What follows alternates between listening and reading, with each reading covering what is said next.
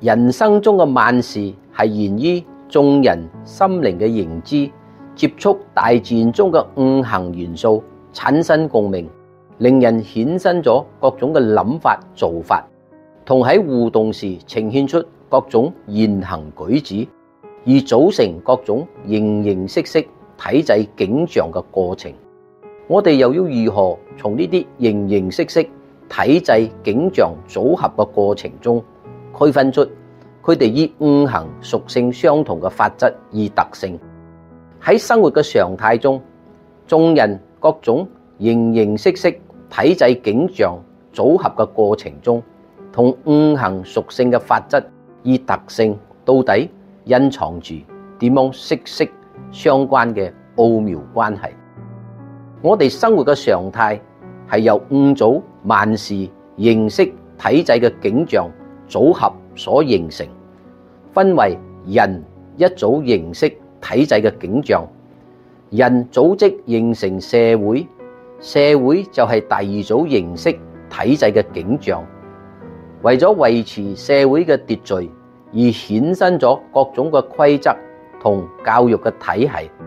所以生活中嘅各種規律與法則係第三種形式體制嘅景象，而各種教育體系就係第四組形式體制嘅景象。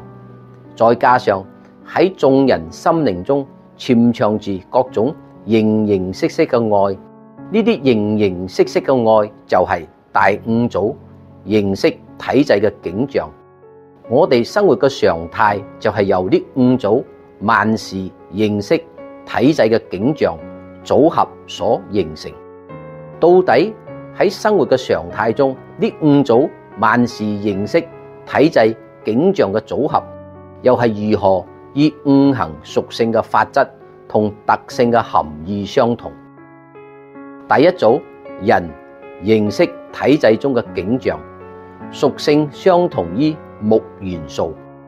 因為人擁有生命同生長嘅本能，所以佢嘅特性含義中存有生長同循環嘅特性，隱藏住自然法則嘅功能。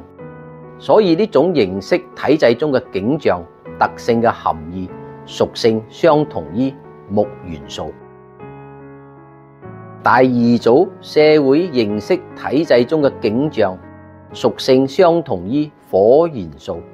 因為社會係由眾人喺生活中所作所為同一言一行組合所形成，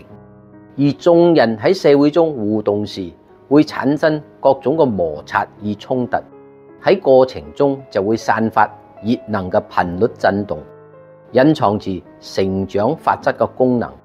所以呢種形式體制中嘅景象特性嘅含義屬性相同於火元素。第三組規律與法則形式體制中嘅景象屬性相同於土元素，因為喺生活中為咗平衡同制止眾人喺社會中嘅各種摩擦與衝突，所以創立咗各種嘅規律與法則，喺過程中衍生咗生化嘅作用，隱藏住愛嘅法則。所以呢種形式體制中嘅景象特性嘅含義屬性相同於土元素。第四組教育體制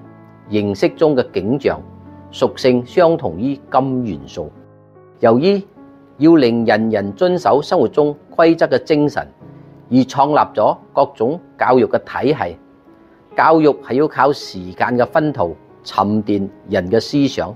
而令人擁有知識。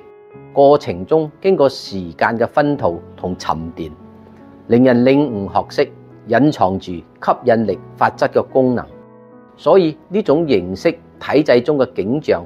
特性嘅含義屬性相同於金元素。第五組愛嘅體制形式中嘅景象